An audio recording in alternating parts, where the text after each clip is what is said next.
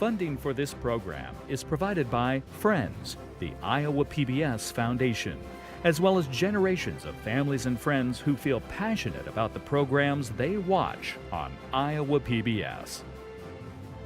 It's fall in America's heartland as leaders from across the country and around the world gather for the presentation of the annual World Food Prize. The prestigious international award recognizes those who have impacted human lives through food. Tonight, in Iowa's capital city, guests honor some of the achievements and the ongoing global work of hunger fighters at the 2024 World Food Prize Laureate Award Ceremony.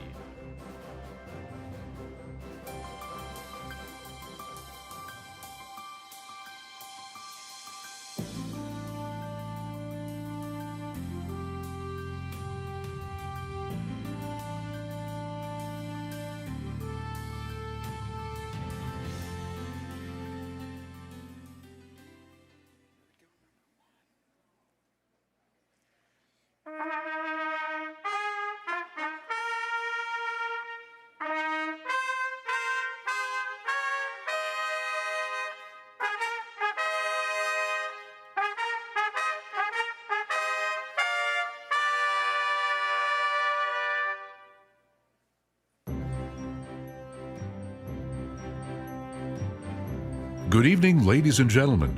Thank you for joining us this evening as we celebrate hunger fighters across the globe. The wine at the gala reception this evening has been donated by Violet Gergich and Gergich Hills Estate. Now please welcome the World Food Prize Council of Advisors.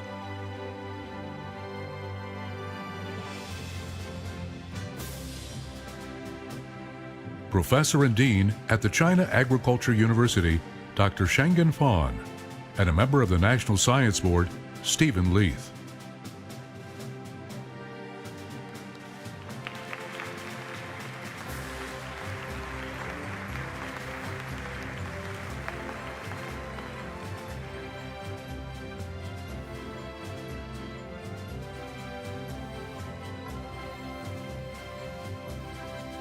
The Dean Emeritus of the College of Business Administration at the University of Nebraska at Lincoln, Ms. Cynthia Milligan, and the Director of the Borlaug Institute for International Agriculture at Texas A&M University, Dr. Elza Morano.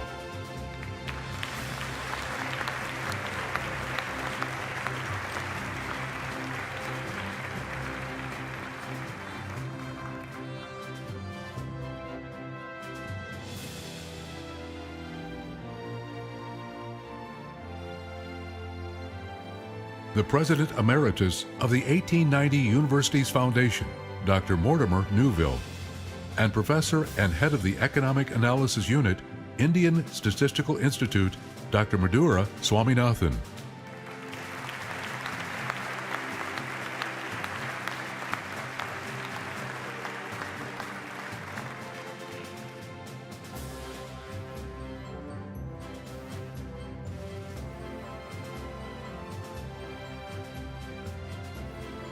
The President of Iowa State University, Dr. Wendy Winterstein, and the Chair of the Borlaug Field Award Jury, Dr. W. Ronnie Kaufman.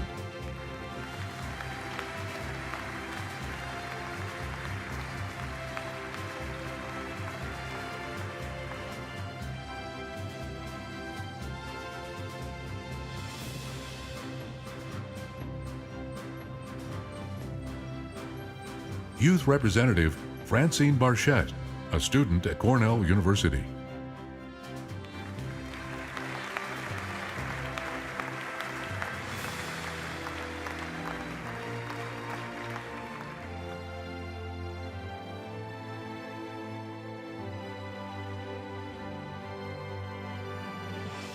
The President of the Borlaug Foundation and the granddaughter of World Food Prize founder Dr. Norman Borlaug, please welcome Ms. Julie Borlaug.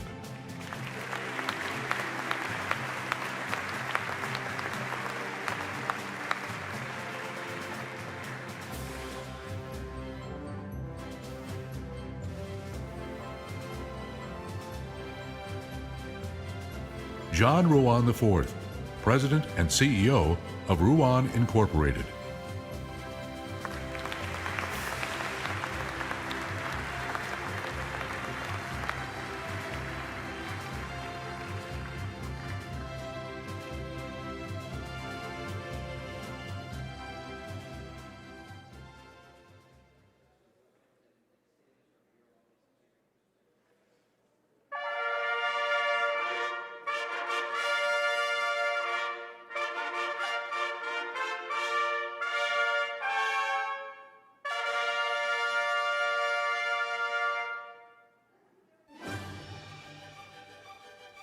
Please join me in welcoming the past World Food Prize Laureates.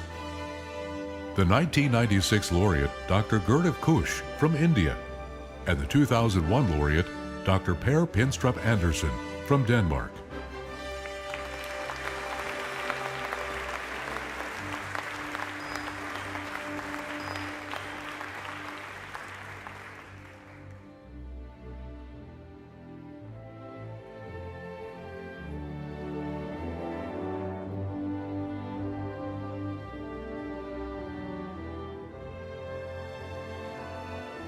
From the United States, Dr. Pedro Sanchez, the 2002 laureate, and the 2003 laureate, Catherine Bertini from the United Nations.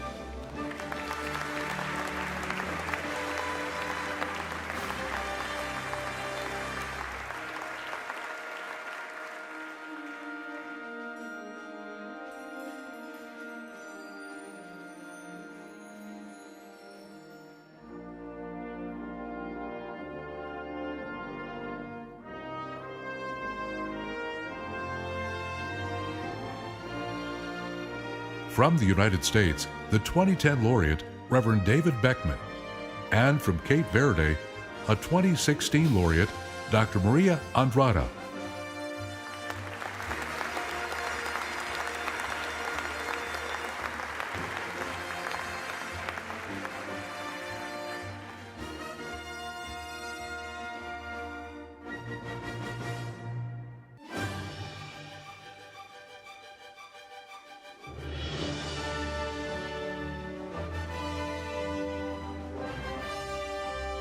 Dr. Howard Buis from the United States, another 2016 laureate, and also from the United States, Dr. Jan Lowe, a 2016 laureate.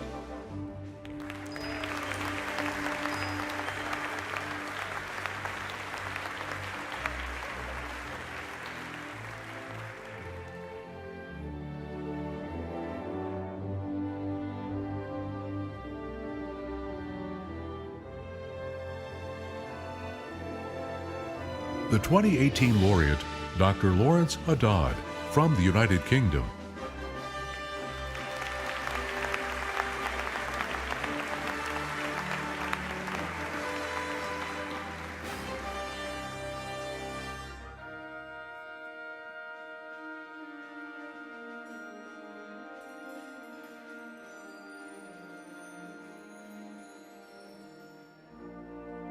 The 2021 laureate from Trinidad and Tobago and Denmark, Dr. Shakutala Araksingh Tilsted, and the 2023 laureate from the United States, Heidi Kuhn.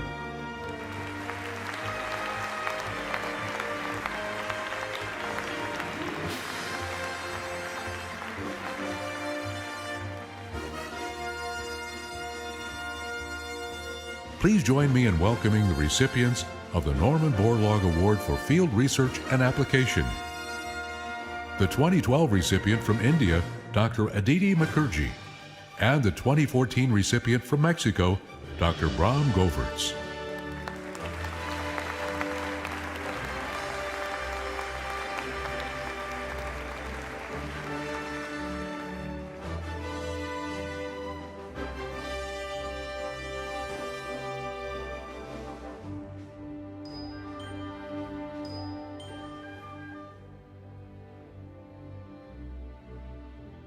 From Bangladesh, Dr. Salma Sultana, the 2020 recipient, and Dr. Mahalingam Govindaraj, the 2022 recipient from India.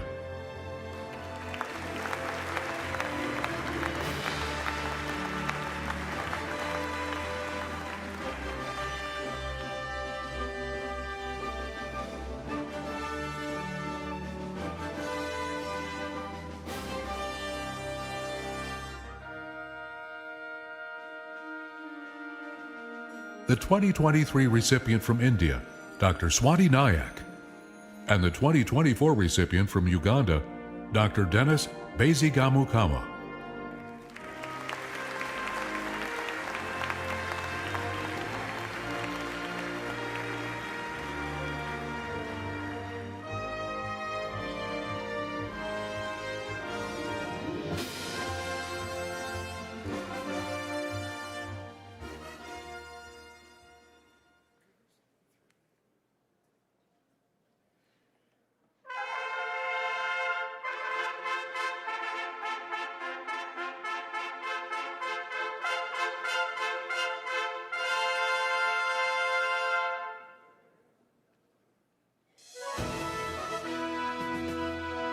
Please welcome the World Food Prize Foundation Party.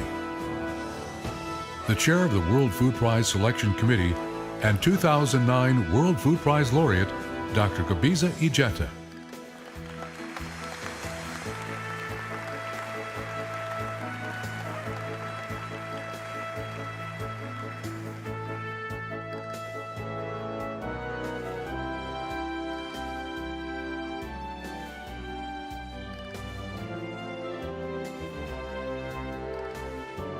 Please welcome the President Emeritus of the World Food Prize Foundation, Ambassador Kenneth M. Quinn, and World Food Prize Foundation Chief Operating Officer, Mashal Hussain.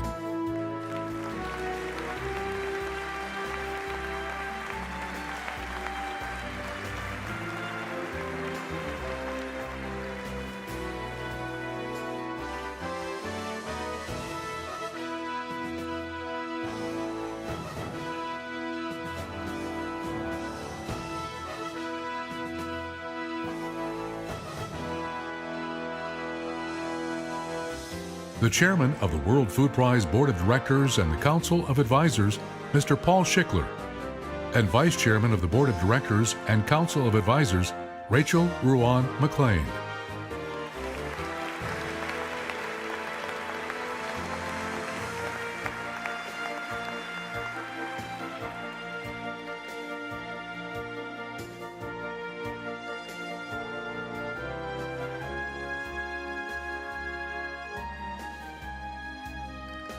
And seated in the chamber, World Food Prize Foundation President, Ambassador Terry Branstad.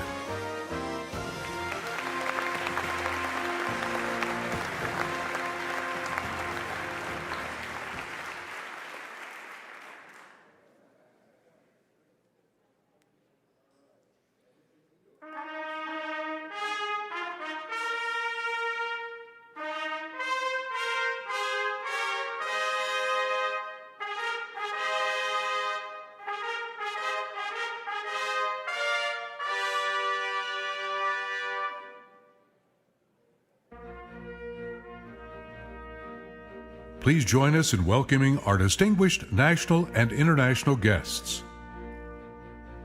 Chair of the CGIAR Integrated Partnership Board, Lindawe Majele Sabanda.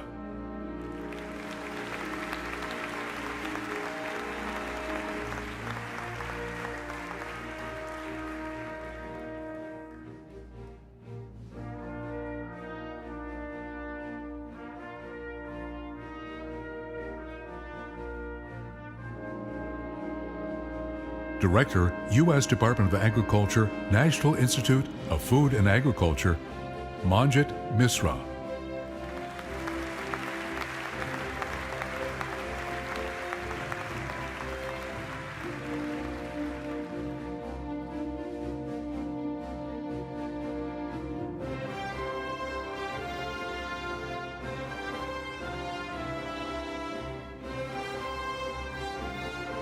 Acting Assistant Secretary, Bureau of Economic and Business Affairs at U.S. Department of State, Amy Holman.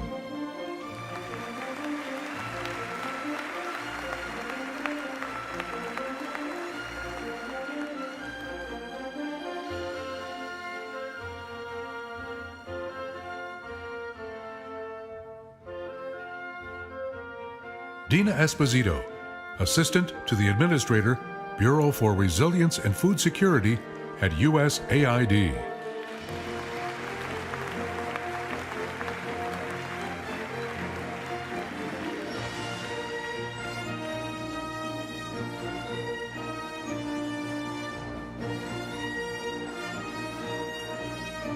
Former Minister of Agriculture and Animal Resources of Rwanda, the Honorable Gerardine Mukeshimana.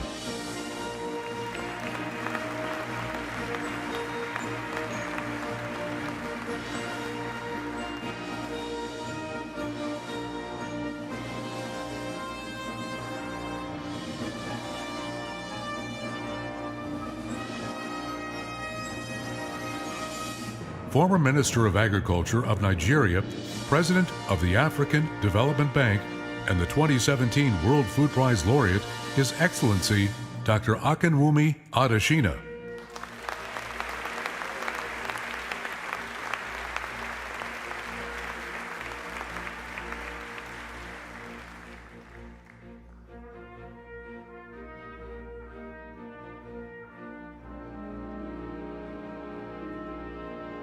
From the Republic of Sierra Leone, the Minister of Agriculture, the Honorable Dr. Henry Musa Paka.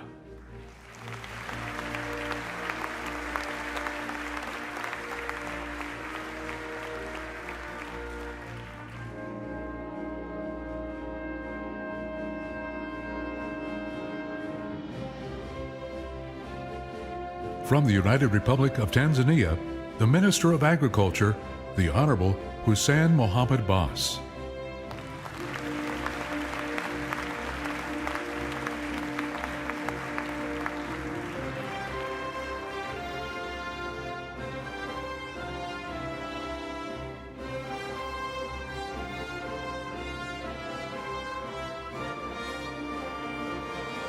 From the Republic of Honduras, the Secretary of Agriculture and Livestock, the Honorable Laura Suazo.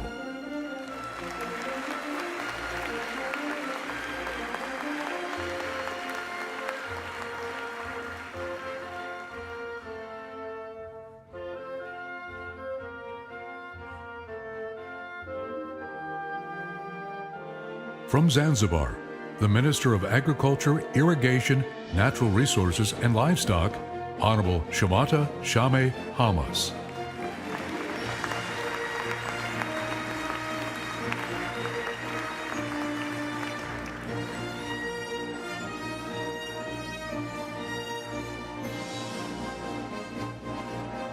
Seated in the chamber, Ambassador Andrew Young, former United States Ambassador to the United Nations.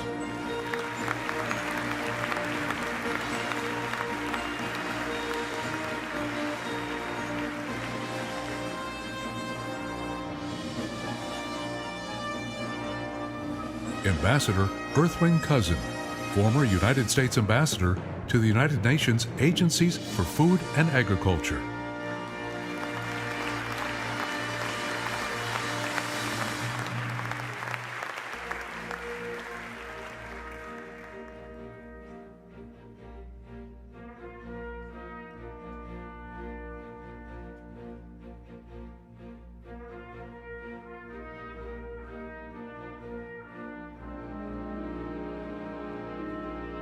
Former Ambassador of the United States to Sweden, Ambassador Gregory Newell. Former Ambassador of the United States to Singapore, Ambassador David Alderman. And former Ambassador of the United States to Latvia, Ambassador Charles Larson.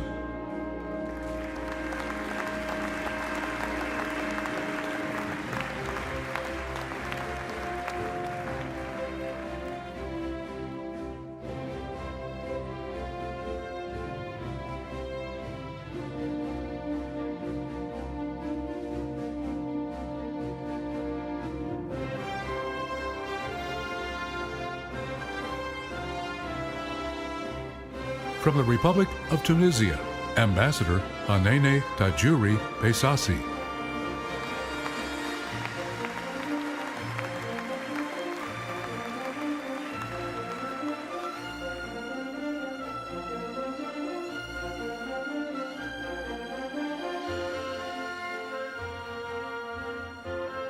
From Mauritania, Ambassador Cissé Boyd.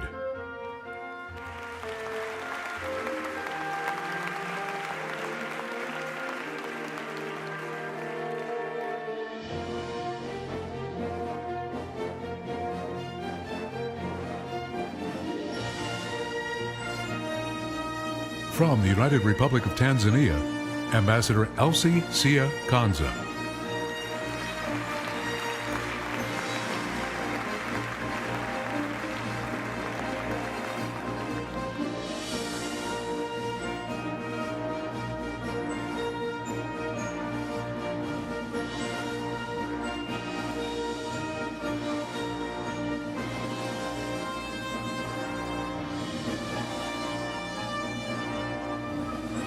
From Sierra Leone, Ambassador Sadiq Abubakar Y.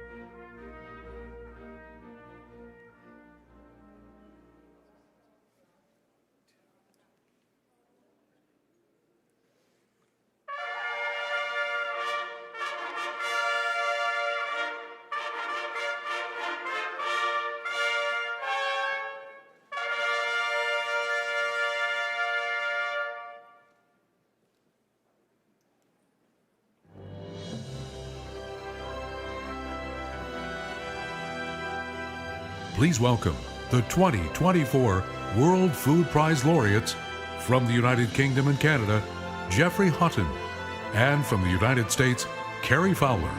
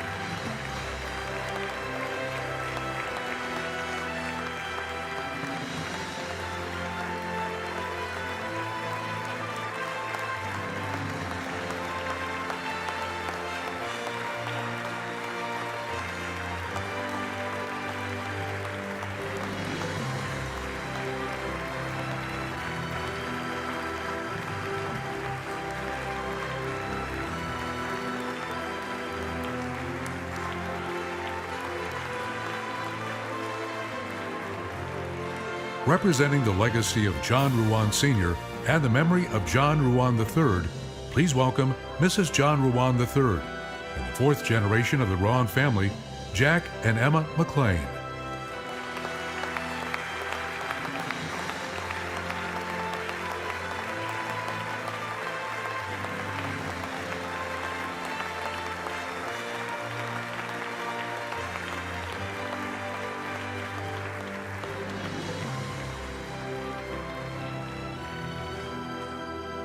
Please welcome the family of World Food Prize founder Dr. Norman E. Borlaug, Chini Borlaug Laube, her daughter Jennifer Marsh, and representing the legacy of Dr. Borlaug, the fourth generation of the Borlaug family, Sophia Marsh.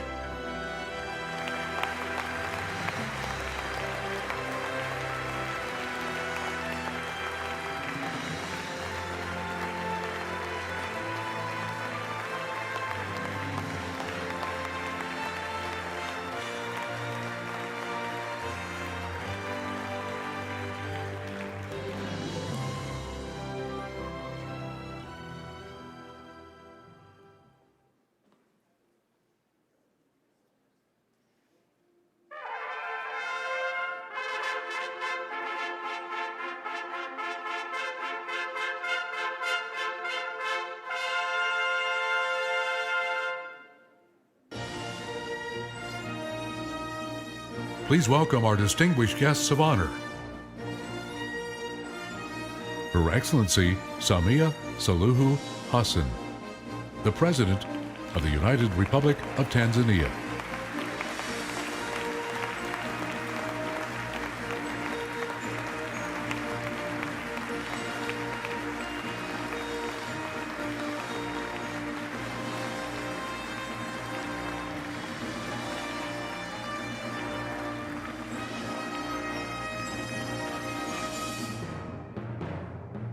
His Excellency Julius Maada Bio, the President of the Republic of Sierra Leone, and First Lady Fatima Maada Bio.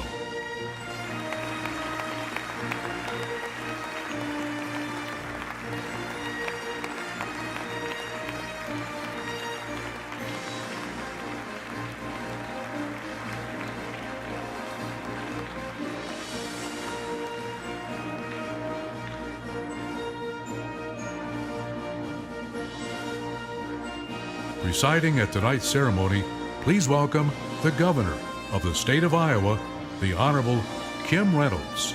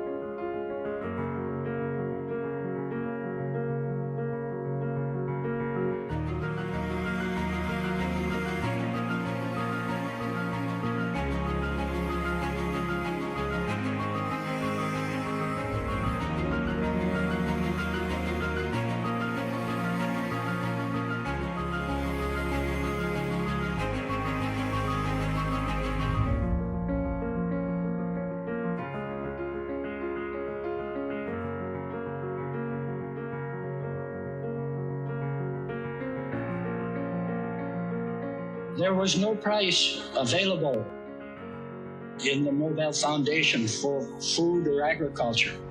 And so they put me through the window for peace, the only window through which I could pass. And now we have such a prize, so that on its own merit, food across all of the links in the chain can be recognized.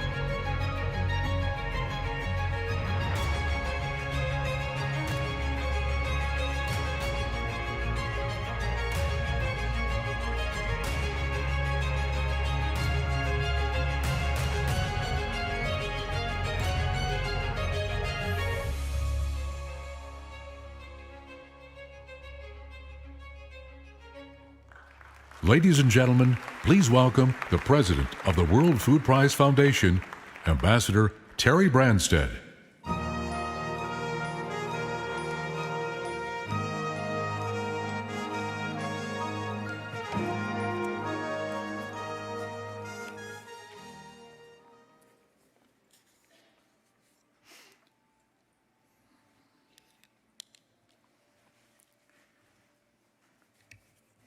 To everyone here this evening, and to the thousands following via webcast around the globe, welcome. Thank you for to our many senior government officials, business leaders, farmers, hunger fighters from around the world. Ladies and gentlemen, welcome to the 2024 World Food Prize Laureate Award celebration.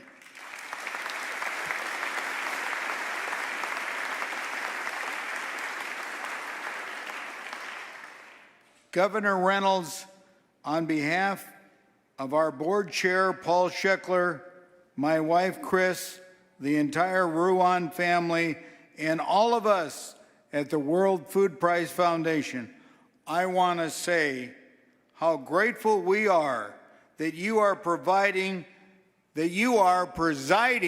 over tonight's ceremony. It's an extraordinary pleasure to have the presence of the presidents of Sierra Leone and Tanzania, as well as the Vice President of Nigeria, and to welcome back the former President of Ethiopia here to be with us tonight. Your Excellencies, thank you for honoring us with your presence.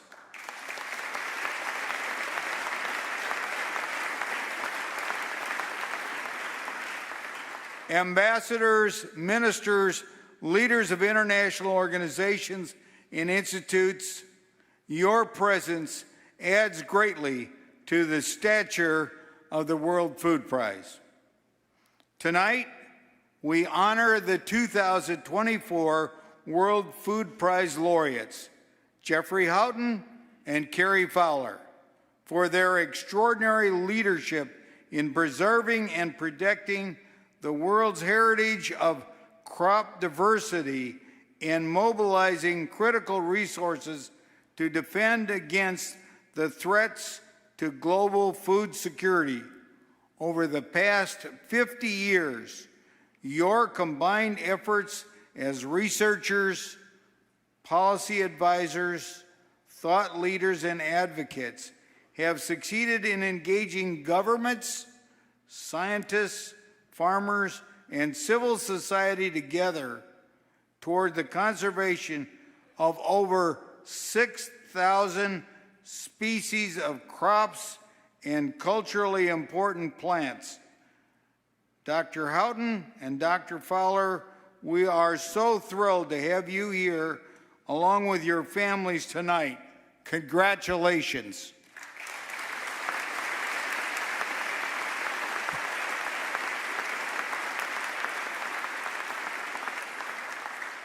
And while we tonight celebrate these visionaries, let's take a moment to celebrate some of the trailblazers of the past. We've lost two members of our World Food Prize family. World Food Prize Laureate Allison Paulinelli and World Food Prize Laureate Monty Jones. The work of Minister Allison Paulinelli created cerealoblome and the policies and programs that paved the way for Brazil's agricultural successes. He spent his life focused on how to best help the farmer. Minister Monty Jones dedicated his life to improving the livelihoods of smallholder farmers through agricultural science. His work on rice breeding alone helped millions of farmers and their families, feeding people in Africa.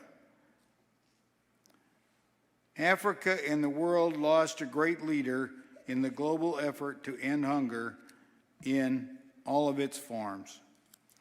With their passing, the world has lost two great leaders in the global effort to end hunger, and they will always be very missed.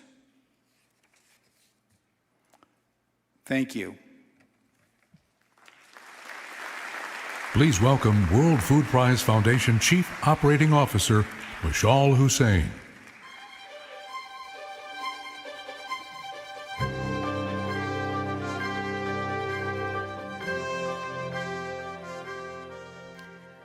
Tonight's ceremony reflects more than just a celebration. It's a tribute to the relentless courage and innovative spirit that it takes to reimagine the future of our global food systems. It's a recognition of those who believe that when you plant a seed, you're not merely nurturing growth in the soil. You're planting the promise of a future where abundance replaces scarcity and where innovation lights the way. This evening is about understanding that a legacy isn't just what's left behind. It's what empowers us to carry forward. A vision that urges us to keep planting and nurturing, believing and striving for a world where every plate is full and every community is nourished. Tonight, we remember Dr. Norman Borlaug's relentless pursuit to eradicate hunger, John Ruan Sr.'s unwavering commitment to elevating that vision, and John Ruan III's dedication to taking the World Food Prize to even greater heights and newer impact. Last year, as a testament to these food security champions, we introduced to this event the fourth generation of John Ruan Sr. and Norman Borlaug. This year, we continue this tradition, celebrating the next generation's commitment. Welcome to Sophia Marsh, Jack, and Emma McLean.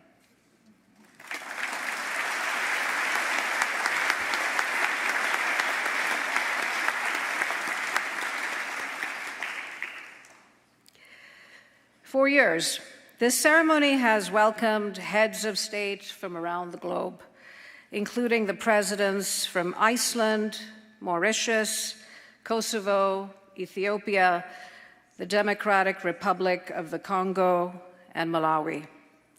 This year, we are deeply honored to be graced with the presence of Their Excellencies President Julius Maada Bio of Sierra Leone, First Lady Fatma Maada Bio, and President Samia Suluhu Hassan of Tanzania.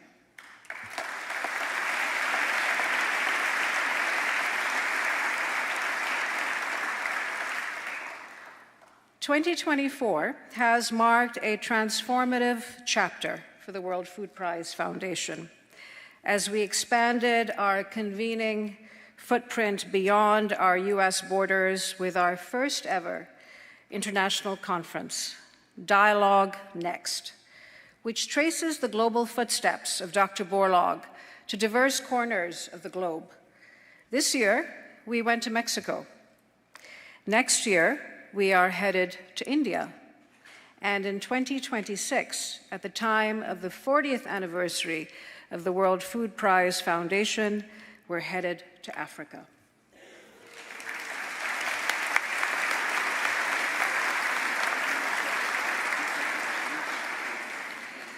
Also this year, in an effort to inspire a new wave of leadership and collaboration, we launched the Top Agri-Food Pioneers initiative to recognize global trailblazers who are driving innovation and solutions in the agri-food sector.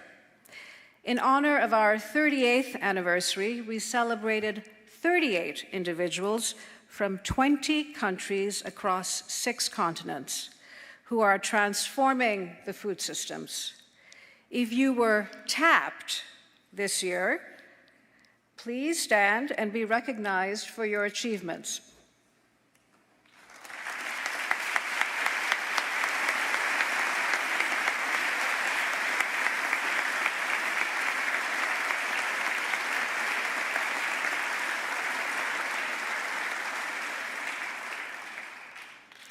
And speaking of trailblazers and innovators, in the balcony above me are also 61 fellows and mentors from the USDA Scientific Exchange Program and 23 educators in agriculture and sustainability. Please wave and be recognized.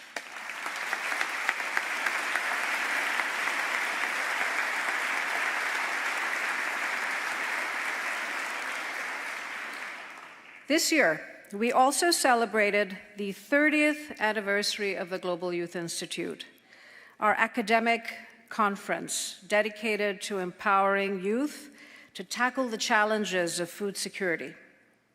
Established in 1994 by Dr. Borlaug and John Ruan Sr., the first Global Youth Institute was made up of 14 Iowa high school students.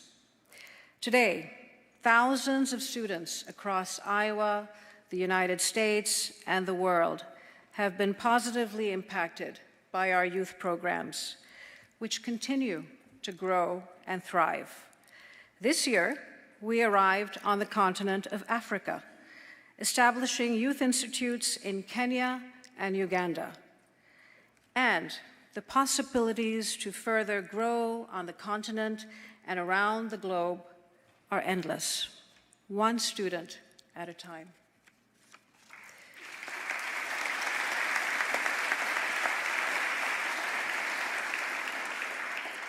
This week, we welcomed 300 students and educators to the Global Youth Institute.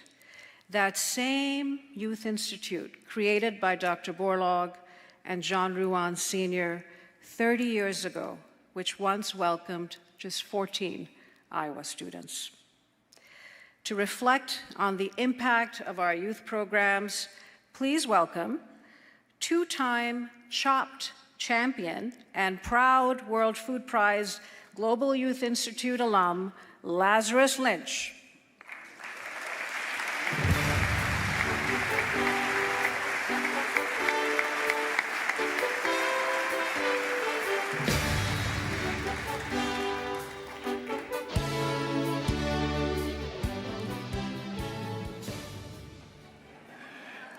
Good evening. And happy Halloween. I hope you all got to trick or treat at some point. Jack, Emma. Well, in 2010, I received a life-changing opportunity to leave my hometown of New York City and to fly to Des Moines, Iowa, to attend the World Food Prize. Now, I had no idea what I would expect or who I'd meet, but I knew I could not miss it. It was sort of that unshakable feeling in the pit of my stomach that I knew I had to be there. When I arrived that fall of 2010, I was 15 years old. At the time, I was attending the Food and Finance High School in New York City, studying to become a chef. And though that was my passion, I had never truly given thought how to feed more than 30 people in a restaurant, let alone the whole world.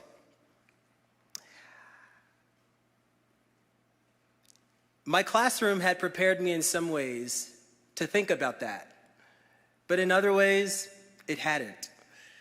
When I arrived at the World Food Prize, I spent 3 days visiting food pantries and farms and running into world leaders like, Kofi Annan in the hotel lobby. I was stunned. I presented my paper before a group of 10 or so students and was challenged to think deeper and more critically about issues of food security, gender equity, foreign policy, and human dignity. My peers were smart, sharp, but I must admit, we were not nearly as smart as the students this year. I gotta say, I had the opportunity last night to sit in on one of their presentations, and I have to say, these kids are smart. But let me tell you, when I got back to my high school, I asked to meet with my school principal. In this meeting, I said, I just got back from Iowa, and my life was changed. His eyes grew wide, as he was probably thinking, I saw more cows than I could count. In enthusiasm, I said to him, let's do a food packaging event that will get all the students involved to put together meals, and we'll feed New York City's hungry. His eyes grew even wider. And rightfully so. Let's face it, never before had this been done. I was 15 going on 16, and I was guiding my school principal in trying to figure out how to feed more New Yorkers. But I was determined. For weeks, no, months, I worked together with the student government organization, dedicated teachers, and my high school principal, whose eyes grew wide in that first meeting, to pull off the first ever Food and Finance High School food packaging event. Now, we needed to figure out how to raise the money. We needed to partner with a food packaging organization to visit our schools, set up the tables, and bring all of the food and ship it out. I had no idea how to organize something like this or how we would even raise the money. But I knew the power of my peers and the power of community. And I knew there was strength in numbers. So I reached out to a local church in my high school community called Times Square Church. And I wrote a letter to the leader of their outreach program, and I simply said, "Would you like to get involved in feeding more New Yorkers? If so, please write a check for $1,200 to our high school to pay for the supplies needed to organize this event. Thank you, Lazarus Lynch." Now, I didn't actually think they would take it seriously, but then they called us and they said, "Let's have a meeting." With the support of my teachers, my peers, our school principal, we convinced Times Square Church that we were doing something important. But truthfully, they didn't need to be convinced, because when we told them what we needed, they looked at us and they said, "This is exactly the opportunity that we were looking for in our community." And in my house, we call this God's perfect timing, when opportunity aligns with need and a desire to help people.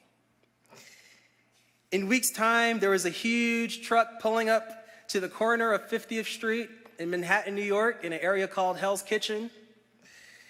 And it was filled with unpackaged food that would then go out to feeding hungry New Yorkers. About 200 students of a nearly 300 student body high school, which is small for New York City, there are usually thousands of kids in schools, we distributed and packaged more than 5,000 meals in less than 2 hours. Oh yes, that deserves a round of applause.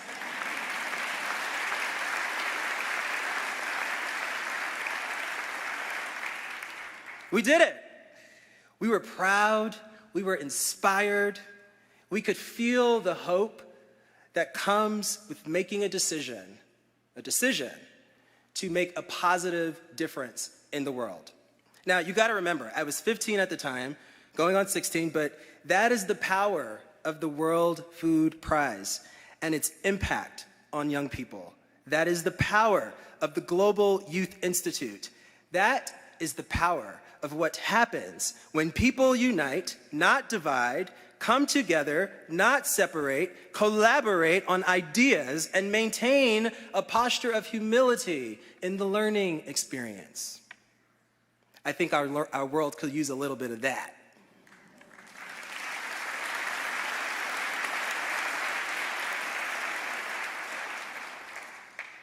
I later went on to intern in Beijing, China at the Chinese Academy of Agricultural Sciences through the Berla-Gruon International Internship Program, and finally completed my circuit of internships as a Wallace Carver intern at the United States Department of Agriculture, working in the Office of Scheduling for Tom Vilsack. Hi, Tom. This would not have been possible if it weren't for, well, let me give myself some credit. If it wasn't for me writing that 5-page, single-spaced academic essay one summer when I was 15 about a struggling country, or a country that I'd never really thought about, dealing with issues that were about growing fresh food and affordable food, and that country was the beautiful country called Swaziland. But I have to be honest, more than just my willingness to write, or I was convinced to write, it took my community, my 4-H leaders, the New York Youth Institute, mentors, and leaders like all of you, and it still takes all of you. Matter of fact, it takes all of us. It's an us thing. And it is upon us not to just leave this conference feeling inspired and thrilled to continue in the work of feeding the world, but to continue to ensure that the health of our planet, our communities, our countries, and our world. And so I continue today to share my passion for feeding the world through my wonderful cookbook. You can buy it anywhere, called Son of a Southern Chef. Recipes inspired by my Alabama-born father and my Guyanese-born mother. I earned my master's degree in social work from Columbia University to expand my gifts and knowledge for healing the world. And, you know, even won that cooking show called Chopped a couple times. Thank you.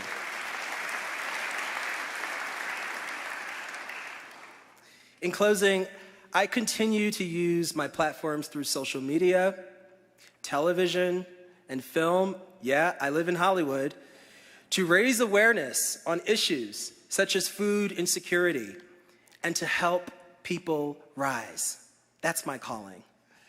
I must thank the World Food Prize for planting a seed in that 15-year-old kid who was so curious from New York City. It is because of that seed that was planted that the tree of my life has bloomed and blossomed and is still blooming today. Thank you.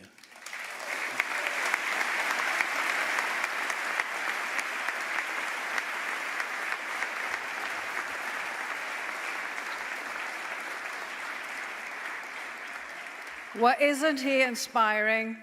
Wow.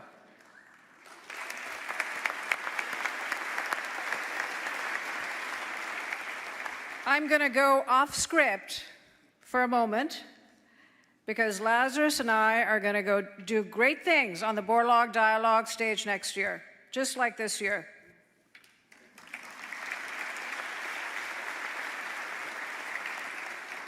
Tonight, I have the honor of introducing our first musical performance of the evening. Suchi Tokumoto is a farmer who is committed to sustainable agriculture. He has shared his farming expertise on his YouTube channel, which boasts over 52,000 subscribers and millions of views.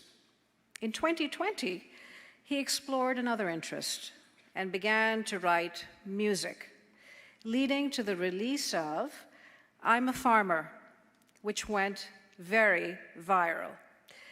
To continue our celebration of farmers, please welcome Suchi, who will be performing his original song, I Am a Farmer.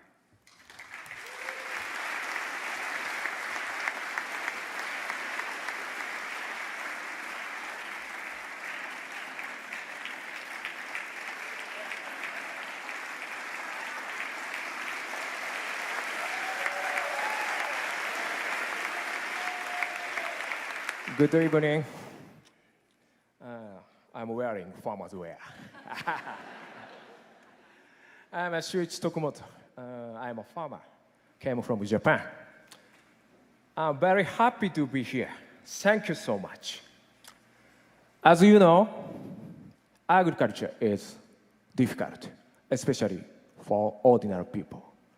But agriculture is very important for the world. So I want them to understand agriculture. That's why I'm singing, I am a farmer.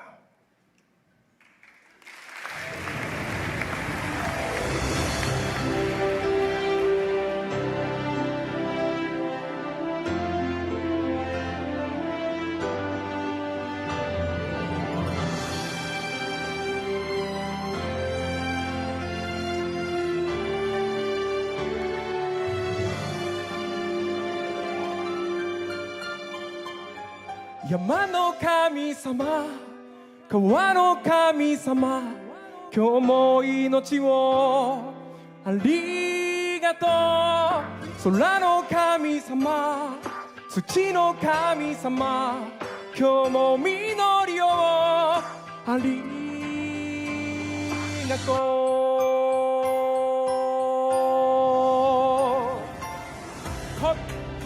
hot, hot, hot, hot, hot, hot, hot, hot, hot, hot. I am a farmer. 100頭の馬携えながら飛び出す大地、自然と大地、春の訪れざめく心、今動かなきゃ置いてくぞ。明日のご機嫌、今日もトラクター、体で感じる自然のリズム、大地を耕す僕らはファーマー、食料を支える重要なミッション、命の息吹に緑の喜び、人生彩る春夏秋冬、自然の一部であなたも人類、自然のおかげで僕らは人類。雨にも負けず風にも負けず、大地に根付く稲穂のように、汗にきらめき土に輝き、信じた道に光照らす。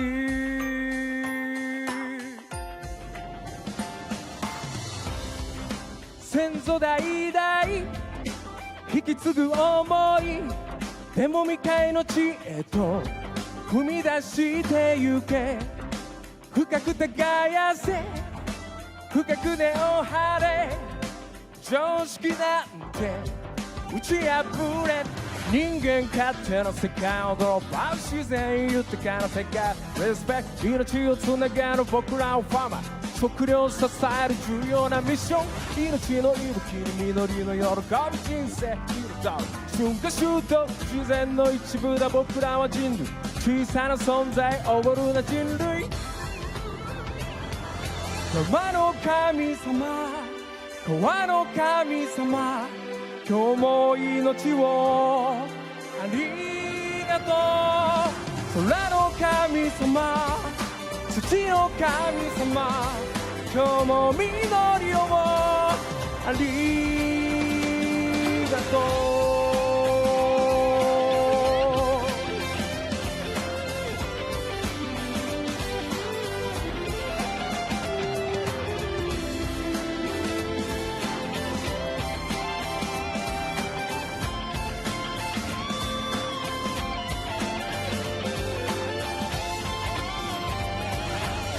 美しいほど愛好きなほど、自然は人に教え続ける。明日に願いを、未来に愛を、僕らは今日もそっと種をまく。山の神様、川の神様、今日も命をありがとう。空の神様、土の神様、生きとしてるすべてに光を。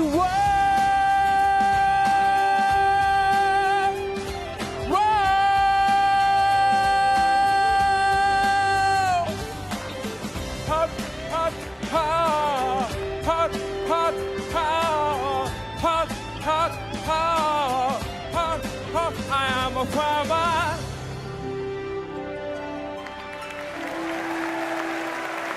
Thank you so much. Thank you, World Food Prize. We are farmers. Thank you. Thank you so much. Thank you. Tsuchi Tokamoto is the 20th recipient of the Global Farmer Network Kleckner Global Farm Leader Award. The Kleckner Award was developed as a way to recognize global farmers who have shown exemplary leadership, vision, and resolve in advancing the rights of all farmers to choose the technology and the tools that will improve the quality, quantity, and availability of agricultural products around the world. Please welcome Mary Boot Roth, 2024 Top Agri-Food Pioneer, and Scott Cohn to present the award to Tsuchi.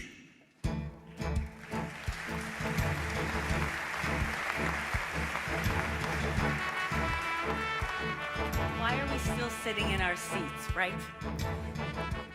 Music feeds the soul. Farmers feed all of us. As a singer, songwriter, and a farmer by choice, Suhichi, you blend these passions so well. It is such a pleasure to hear you, specifically as you tell your story, giving us a whole new vision of what agriculture can be like, and reaching out via music videos to a whole new audience who never knew what agriculture could be like and how important it was in their lives to them. So it is just such an honor to be here today on behalf of the Global Farmer Network to present to you this plaque and to recognize you as a 2024 Plechter Global Farm Leader Award recipient. Thank you to BASF for supporting us as well.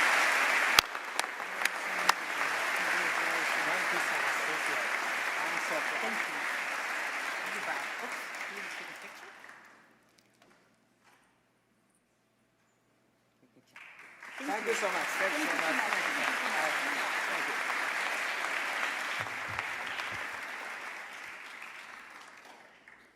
you. Wow, what an inspirational musical performance. Thank you for being here tonight and sharing your stories and your talent with all of us.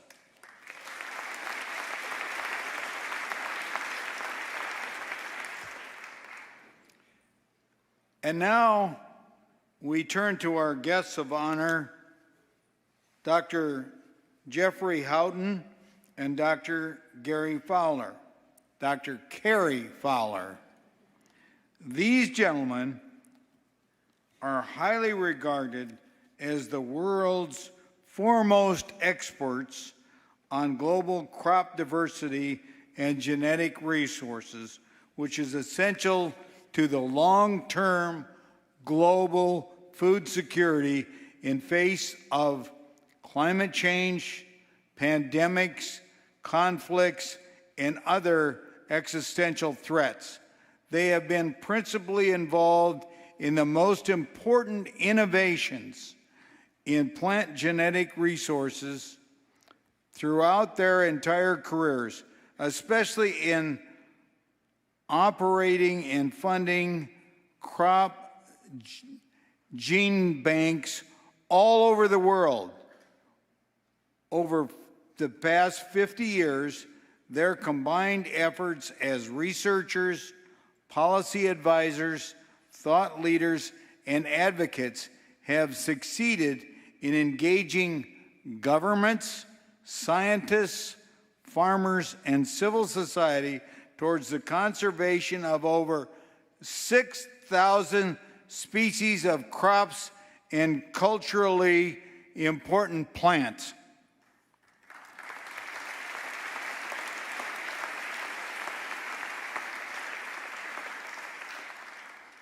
And now, with the mood set for our Laureate Award presentation, we have one more step before we can proceed with the Laureate Proclamation. We are honored to have Iowa's governor here tonight.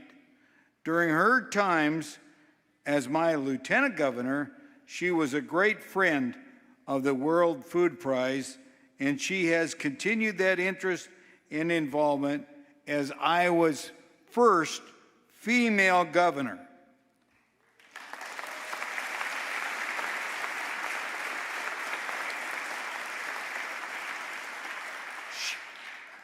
She's been a leader in promoting STEM education, and every year she's been with us at our Iowa Youth Institute, our Iowa Hunger Summit, and our Laureate Award ceremony. So now, to issue the official Laureate Proclamation, it is my honor and great personal privilege to introduce the 43rd Governor of Iowa, the great and honorable Governor Kim Reynolds.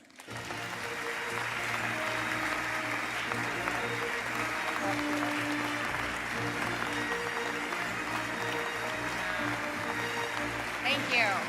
Thank you.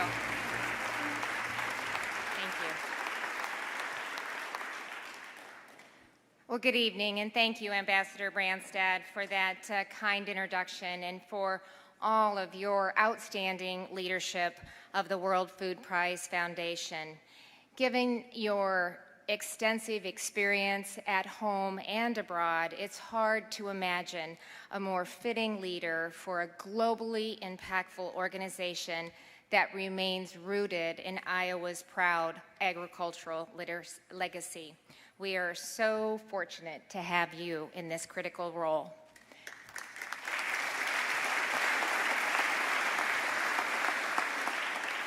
And to all those visiting Iowa for this special occasion from across the country and around the globe, welcome to our great state. We're honored to host you once again, representatives from over 70 countries here in the House Gallery of our beautiful Capitol building. We're joined tonight by a wide array of distinguished leaders, including the presidents of Tanzania and Sierra Leone, former Iowa Governor and current Secretary, U.S. Secretary of Ag, Tom Vilsack, isn't able to join us here tonight, but he's been here throughout the week. And of course, numerous ambassadors, government ministers, laureates, research scientists, and agribusiness leaders. My thanks to each and every one of you for joining us. I've already mentioned the way that the World Food Prize combines strong Iowa values with a global reach and reputation. It's a mix that runs through its entire history, from John Ruan Sr. to the late John Ruan III to Ambassador Ken Quinn. But nobody embodies it better than its founder and continuing inspiration, the great Dr. Norman Borlaug. An agronomist, a visionary, and an Iowan, Dr. Borlaug is one of the most important figures of the 20th century. As the father of the Green Revolution in ag production, his influence is still being felt to this day. You know, in recent months, I had the opportunity to reflect on that influence in a new and special way. In September, I led a delegation of Iowa officials and private sector leaders to a trade mission to India. Our goal was to lay the groundwork for closer agricultural ties with a nation already the world's largest, where rapid population growth presents real challenges for future food security. While there, I often shared with our host how Dr. Borlaug helped India meet a similar challenge in an earlier generation.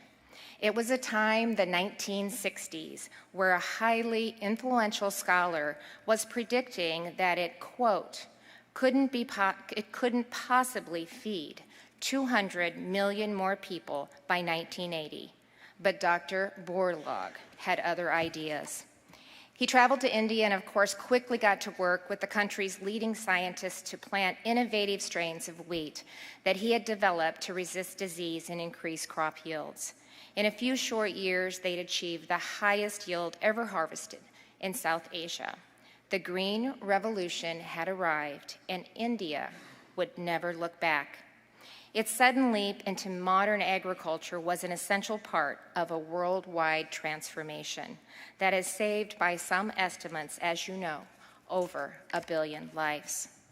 Today, Iowa stands ready to build on this rich and amazing history to help India meet the challenges of the 21st century. The story of Dr. Borlaug in India was built on innovation, humanitarianism, and global partnership.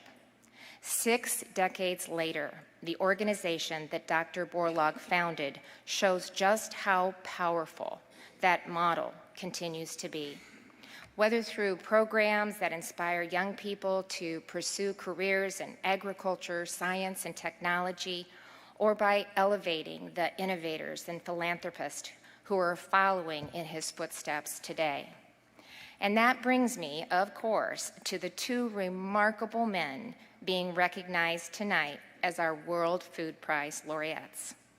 Among many other achievements, they played an instrumental role in establishing the Svalbard Global Seed Vault in the Arctic Circle, which preserves all manner of major crops, including 150,000 types of wheat. Also known as the Doomsday Vault, it's a kind of global insurance policy against major disruptions to the world's food supply. So farmers, consumers, and scientists of the future can rely on a diverse selection of the world's most important crops. Something tells me that Dr. Borlaug could speak to these two for hours on end. For their outstanding achievements in international food security, crop biodiversity, and genetic resources, I am so proud to proclaim Dr. Cary Fowler of the United States and Dr. Geoffrey Hawtin of the United Kingdom the 2024 World Food Prize Laureates. Congratulations.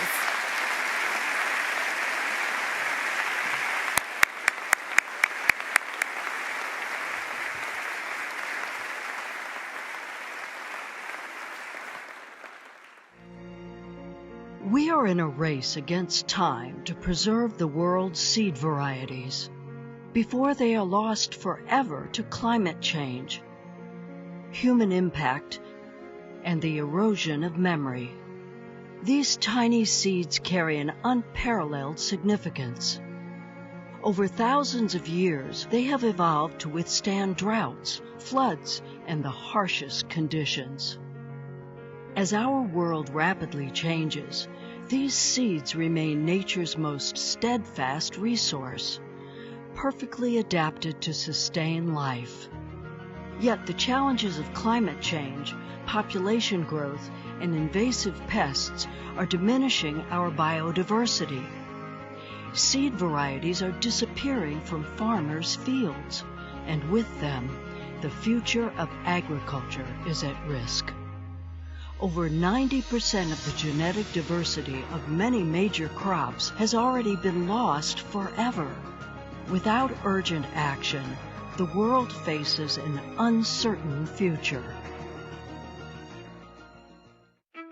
Dr. Geoffrey Hawtin and Dr. Cary Fowler have dedicated their lives to one mission: safeguarding the world's crop biodiversity. Over the past 5 decades, they have led global efforts to protect the seeds of our future. At the heart of their efforts are gene banks, living libraries of the world's crops. More than 7.4 million samples of seeds preserved across 1,750 gene banks worldwide are critical to the future of agriculture. These collections hold the key to developing more resilient, nutritious, and climate-tolerant crops. But even gene banks are susceptible to destruction by natural disasters, lack of funding, and human conflict. When civil war erupted in Syria in 2011, the gene bank of the International Center for Agricultural Research in the Dry Areas, ICARDA, located just outside Aleppo, was immediately imperiled. It held over 150,000 crop varieties, many of which could be found nowhere else in the world. For 4 years, staff labored to keep the gene bank running, risking their lives to do so. But at last, the staff were forced to leave, and the gene bank was lost. Thousands of seeds, carefully maintained for decades, were seemingly gone forever. This catastrophe would have been our reality if not for the foresight of the 2024 World Food Prize Laureates, whose groundbreaking solutions saved these invaluable seeds from certain destruction. Growing up in urban North London, Geoffrey Hawtin spent summers on a local farm. He received the nickname Farmer Hawtin, foreshadowing his future in agriculture and plant research. He earned his PhD in plant genetics from Cambridge University, completing his doctoral research at Makerere University in Uganda. Shortly after, Hawtin became the youngest leader of ICARDA's Food Legume Improvement Program, where he helped collect and preserve varieties of chickpeas, fava beans, lentils, and more from Afghanistan, Ethiopia, Jordan, Lebanon, Syria, and Turkey. They had built a substantial collection of seeds when civil war erupted in Lebanon. To save this irreplaceable resource, Hawtin and his team made multiple trips down potholed, landmined roads to move the entire collection safely into Syria. In the 1990s, Hawtin transformed a modest program focused on gene banks into an independent, multidimensional CGIAR center, creating the International Plant Genetic Resources Institute, later renamed Bioversity International, with the institutional strategy of diversity for development. Here he began his groundbreaking collaboration with Dr. Fowler on paving the way for an international global strategy for preserving, protecting, and mobilizing crop diversity for feeding the world. Before his pioneering work with Hawtin, Cary Fowler had already built a strong foundation in agriculture. Growing up in Memphis, Tennessee, he spent summers on his grandmother's farm, where he developed a passion for agriculture and farming. Fowler earned a BA with honors from Simon Fraser University, followed by a PhD in sociology from Uppsala University in Sweden. His research in agriculture and social justice issues around the loss of crop diversity led him to the United Nations Food and Agriculture Organization. In the 1990s, as head of FAO's International Conference and Program for Plant Genetic Resources, Fowler prepared the UN's first assessment of the world's plant genetic resources and led the pivotal negotiations that resulted in the adoption of the Global Plan of Action for Conserving Agricultural Biodiversity. This achievement laid the groundwork for a worldwide gene bank management plan on which he would collaborate with Hawtin. Hawtin and Fowler have been instrumental in international policy that transcends national borders. Their leadership in global negotiations resulted in formalizing the diversity of 64 food and forage crops housed in gene banks as international public goods by the International Treaty on Plant Genetic Resources for Food and Agriculture, a groundbreaking agreement that allows for the sharing of essential genetic resources among 149 countries. This treaty has facilitated the movement of nearly 1 million seed samples across national borders, enabling scientists and farmers alike to access the genetic diversity needed to develop new, more resilient crop varieties. To ensure funding for the long-term protection of these vital resources, Hawtin founded the Global Crop Diversity Trust and raised tens of millions of dollars for its mission. When Fowler succeeded him as director years later, he built on Hawtin's vision, expanding the organization's efforts and securing sustainable funding to protect the world's most critical gene banks. Together, their leadership shielded endangered collections and advanced the conservation of crop wild relatives, ensuring the preservation of agricultural biodiversity for future generations. While working together through the 90s and 2000s, Hawtin and Fowler played pivotal roles in revolutionizing global seed conservation. While Hawtin spearheaded the creation of the Crop Trust, Fowler took another bold step. In 2003, he went to the Norwegian government to propose an international seed vault in Svalbard, an archipelago near the North Pole. His words captured the urgency of his mission. We're trying to teach the world how to save itself. We need to mobilize before it's too late. Fowler chaired the committee, of which Hawtin was also a member, that assessed the feasibility of the proposed vault. Fowler led the negotiations for opening the vault and secured support from national and international gene banks, serving 9 years as the chair of the vault's International Advisory Council. Meanwhile, Hawtin developed technical, management, and policy specifications for the vault, which were used by the Norwegian government in its construction and operation. In 2008, the vault opened with the help of funding from the Crop Trust and began accepting seeds from other gene banks under the auspices of the Plant Treaty. Today, the Svalbard Global Seed Vault safeguards 1.25 million crop accessions of over 6,000 species from nearly every country on Earth. It is the largest and most diverse collection of crop biodiversity in existence. When the Icarta gene bank was threatened by the war in Syria, thousands of seed samples had already been duplicated and sent to the vault. With danger imminent, the scientists and staff sent thousands more to the vault for safekeeping. When the gene bank was lost, what could have been a terrible disaster for crop diversity was averted, thanks to the foresight of Hawtin and Fowler.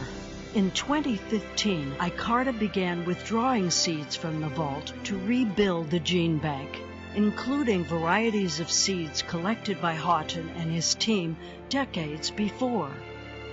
Through their pioneering work as researchers, policy advisors, and advocates, Hawtin and Fowler have shaped the global system that now protects, shares, and utilizes crop biodiversity for the benefit of humanity, ensuring the world's future food security.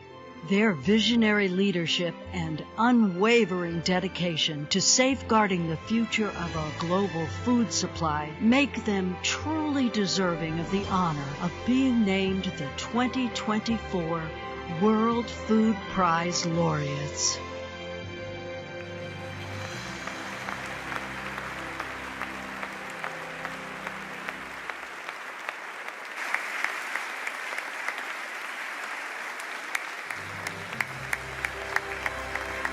Ladies and gentlemen, please welcome the 2024 World Food Prize Laureates, Dr. Geoffrey Hawtin and Dr. Cary Fowler.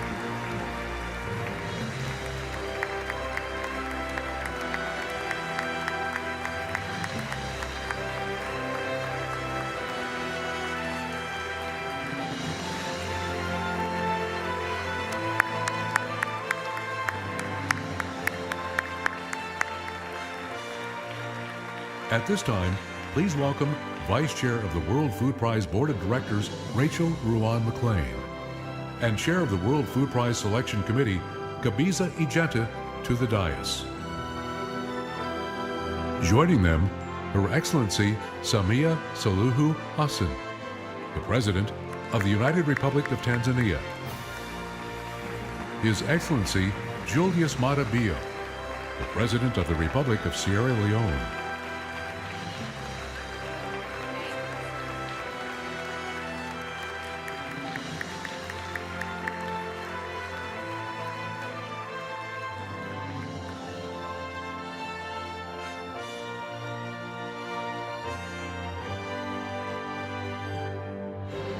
The World Food Prize sculpture will now be presented to the 2024 laureates by Rachel Ruan McLean and Dr. Gebisa Ijeta.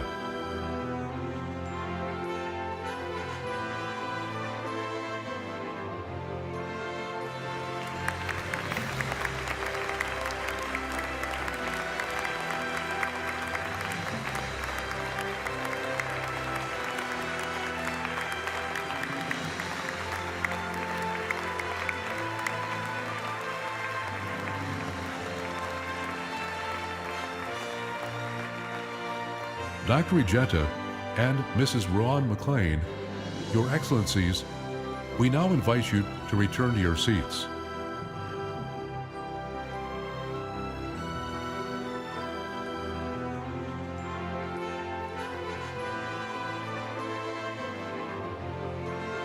Now, I invite the laureates to offer their remarks.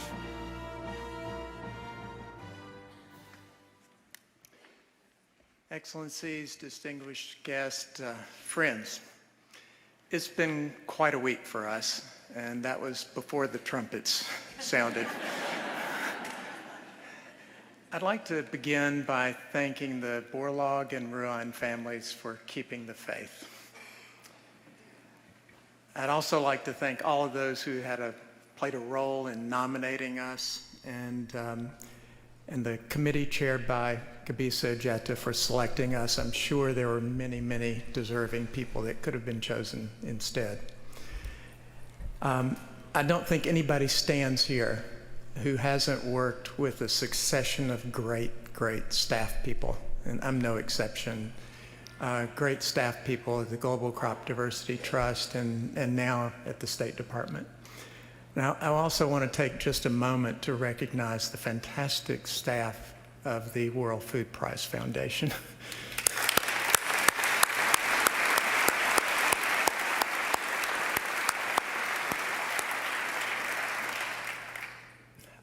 I grew up in the American South during a particularly tumultuous time, the Civil Rights Movement, and I was involved in that about as much as a kid like me could be.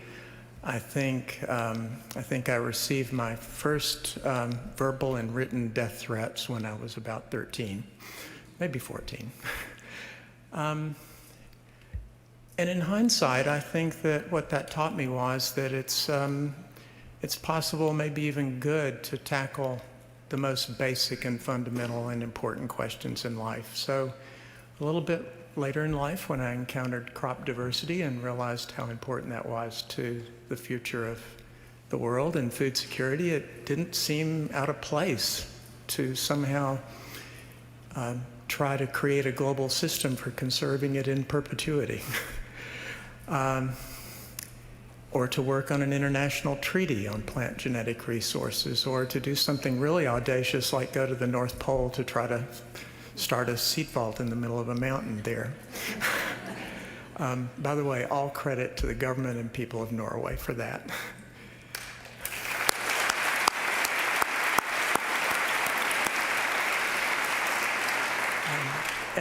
And then most recently working at the State Department and putting forth an initiative called the Vision for Adapted Crops and Soils. And if you just wait a little bit longer, I want to talk to you about engaging in agricultural moonshot research, which we desperately need to feed the world by 2050. When Ambassador Ruan called me up earlier this year to invite me to stand here with you tonight, I reflected back on that history, and I began to ask myself who had helped me along the way. And I began to make a list of people who had opened doors for me, who had transformed my life and given me opportunities that I didn't think I ever deserved. People who supported me, people who helped me during times when I was quite ill. And that list came to over 25 people long. I first intended to thank all of them tonight, but that's too long a list, and I hope that they know who they are. Some of them are here in this room. Others are gone. There are a couple of people I really have to thank, however, and that's my family. I certainly wouldn't be here without my parents and my maternal grandmother, who put me on the road to working on food and agriculture. My sisters help along the way as well. And I want to particularly thank, in closing, my wife, Amy, who has been such a strong support and has made it possible for me to work at the State Department the last 3 years in Washington while she was on the farm in upstate New York. Couldn't have done it without her.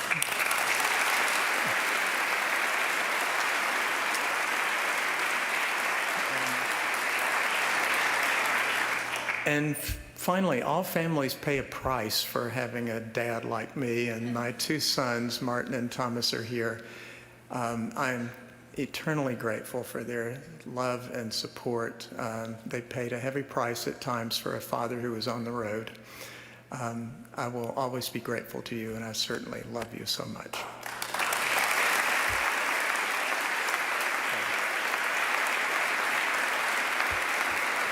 Thank you. Thank you again. Jeff, please.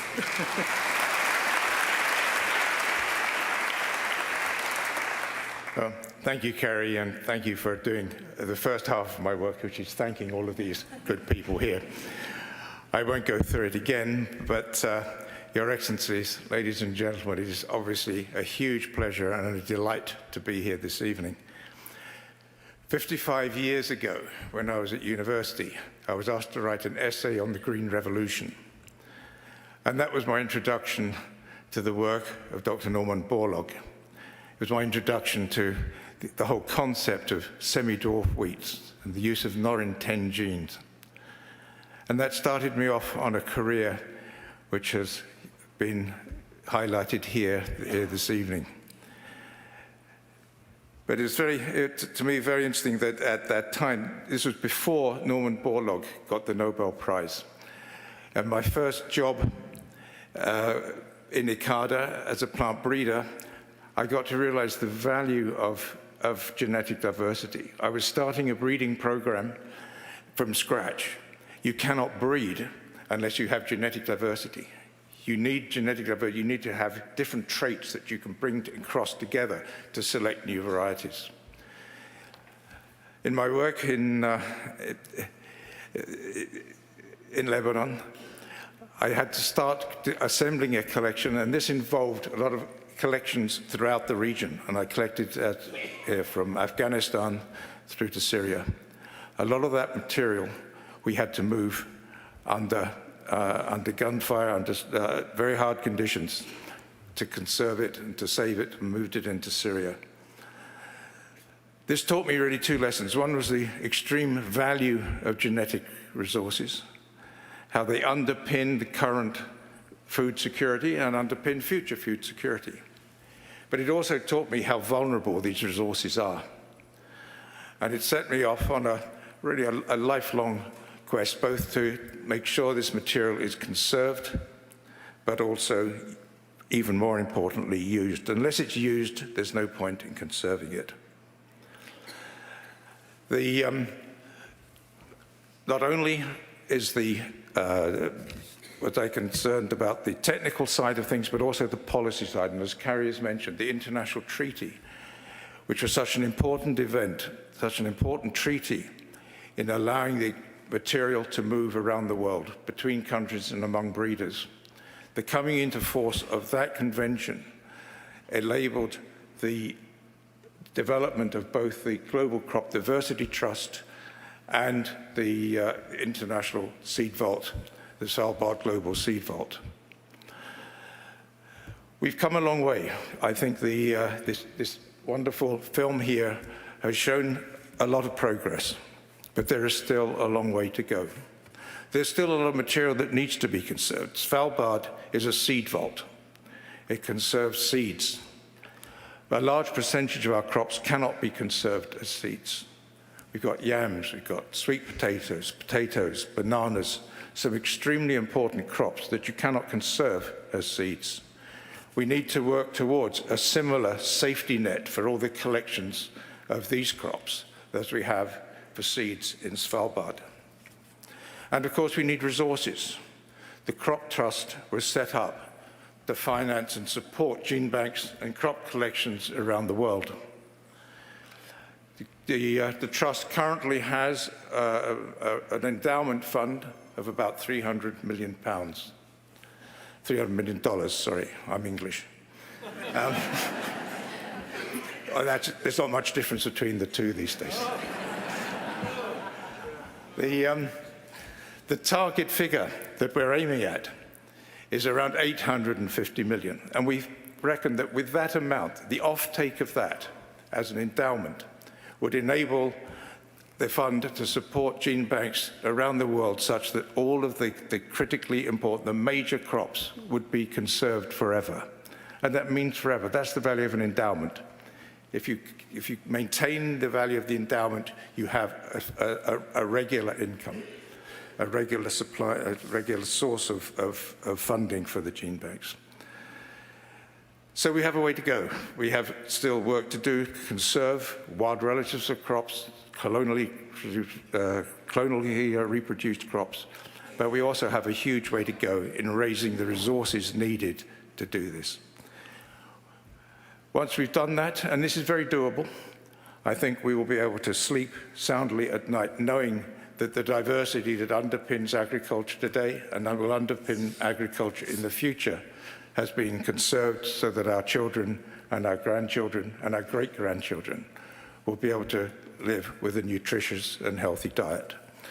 So finally, to conclude, I would like to add my own thanks again to all of you here, and particularly to the staff of the World Food Prize Foundation for the tremendous work, tremendous support that you've given to both Cary and myself. And it's been an absolutely wonderful week.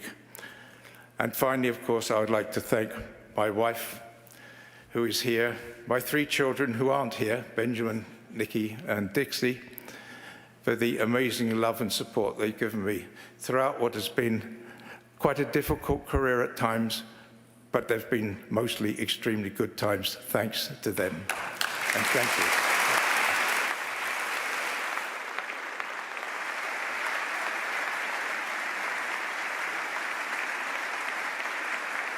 Let's give another round of applause to our 2 great laureates.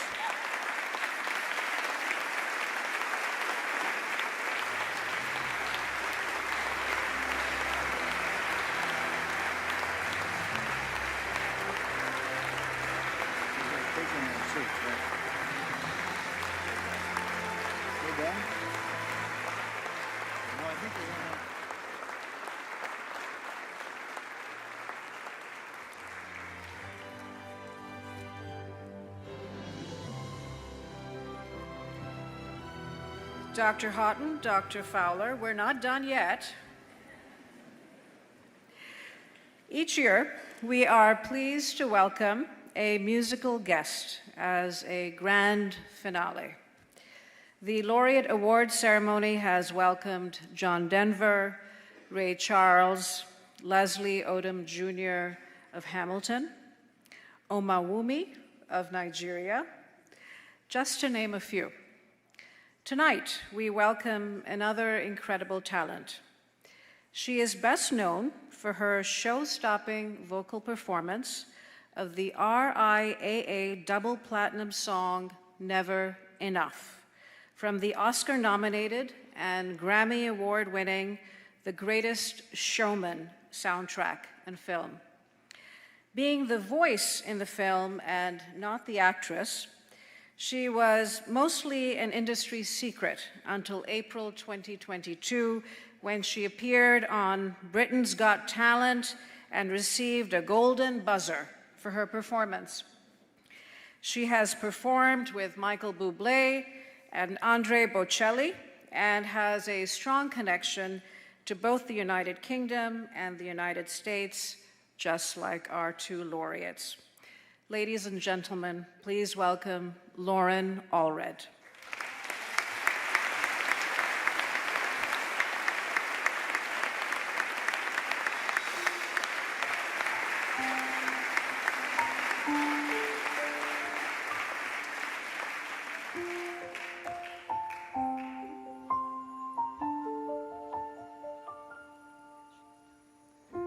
I'm trying to hold my breath, let it stay this way. Can't let this moment end. You set off a dream in me,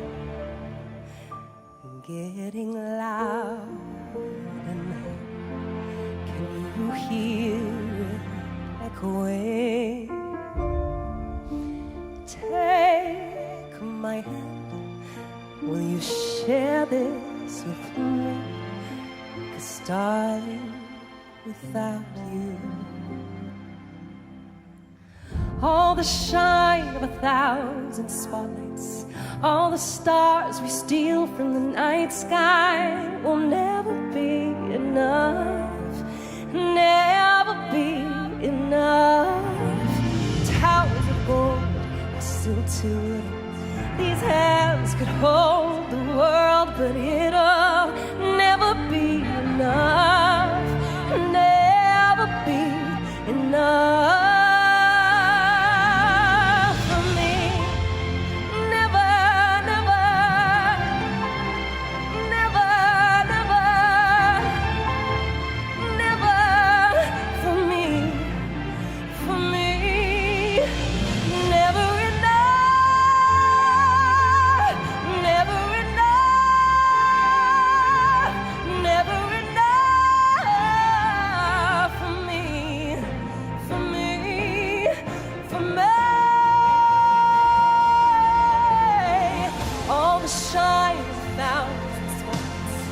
All the stars we steal from the night sky will never be enough, never be enough. Towers of gold are still too low. These hands could hold the world, but it'll never be enough, never be enough.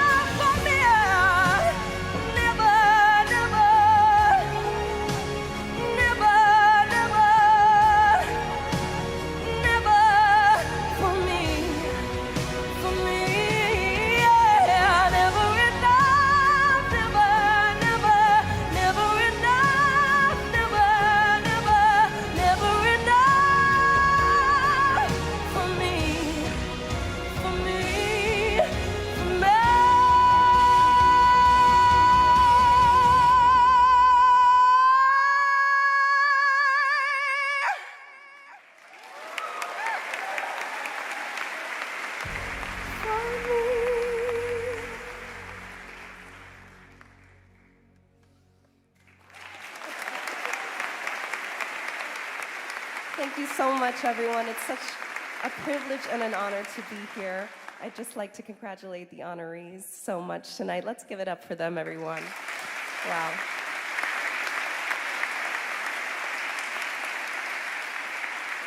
When I was thinking about what song to sing tonight, I chose this next song because I think it's so important and such a poignant and meaningful message for all of you, to thank you for what you've done for the world. You know, food insecurity is such an important cause, and so this next one is dedicated to all of you. Thank you so much.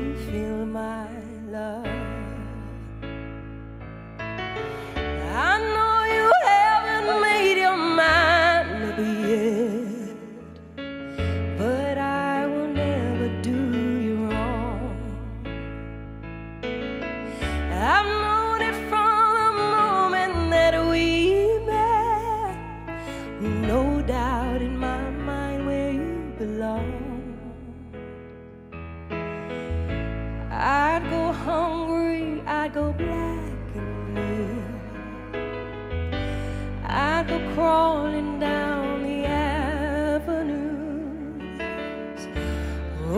there's nothing that I wouldn't do to make you feel my love.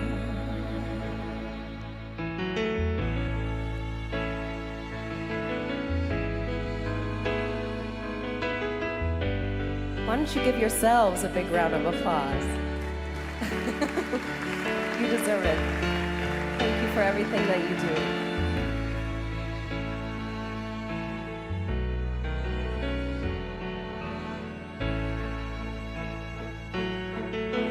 The storms are raging on a rolling sea and on the highway of regret. The winds of change are blowing wild and free. You ain't seen nothing like me yet. I'd go hungry, I'd go black and blue. Oh, there's nothing that I wouldn't do. I'd go to the ends of the earth for you to make you feel my love. Oh, to make you feel my love.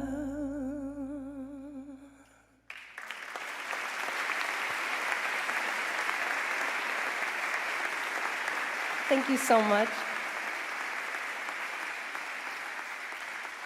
Once again, I'm Lauren Allred. I'm so happy to be here, and I have one more song for you. This one's a fun one, so don't be shy. If you know it, sing along. You can clap your hands. You can even jump out of your seat if you want to.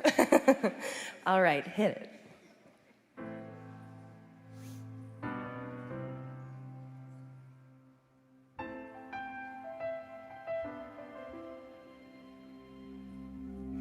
I am not a stranger to the dark.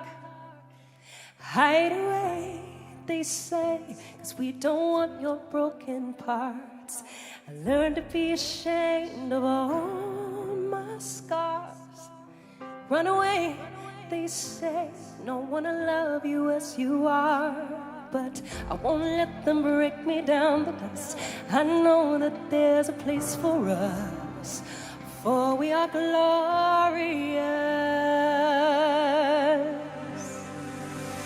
When the sharpest words wanna cut me down, I'm gonna send a flood, gonna drown them out. I am brave, I am bruised, I am who I'm meant to be. This is me, look out, 'cause here I come. Hey! And I'm marching on to the beat I drum. I'm not scared to be seen, I make no apologies. This is me. Can you sing this part? Oh, a little louder. Oh, yeah. Hey. Another round of bullets hits my skin. Well, fire away, 'cause today I won't let the shame sink in. We are bursting through the barricades and reaching for the sign. Yeah, that's what we become. I won't let them break me down to dust. I know that there's a place for us, for we are glorious. When the sharpest words wanna cut me down, hey, gonna send a flood, gonna drown them out. I am brave, I am bruised, I am who I'm meant to be. This is me. Look out, 'cause here I come. And I'm marching on to the beat I drum. Hey, I'm not scared to be seen, I make no apologies. This is me. Come on, say this part. Say, oh.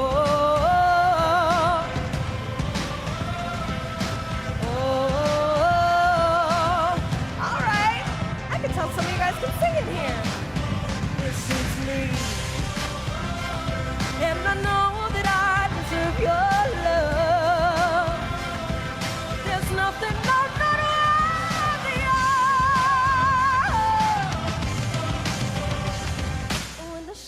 those words wanna cut me down. I'm gonna send a flood, gonna drown them out. And this is brave, this is bruised, this is who I'm meant to be. This is me. Look out, 'cause here I come. Marching on, marching, marching on. This is me. Woo! Oh, I'm gonna send a flood. I'm gonna drown around. This is me.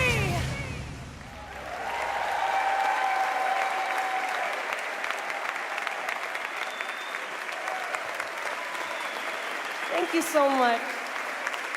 Wow, thank you so much. That means so much.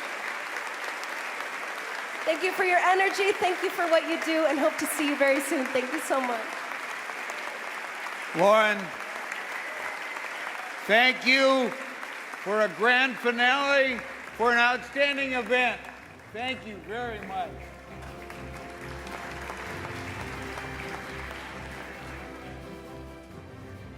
To everyone here at the Iowa State Capitol and those watching all around the globe, thank you and good night.